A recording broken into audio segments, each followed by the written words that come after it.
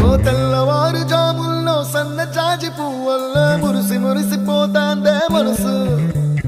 పిల్లలొచ్చి ఎగరేసే తెల్ల కాలి పటమల్లే ఎగిసి పడతాందే మనసు కలలే లేని కన్నుల్లోన కదలేవో కనిపిస్తున్నాయే అలలే లేని గుండెల్లోన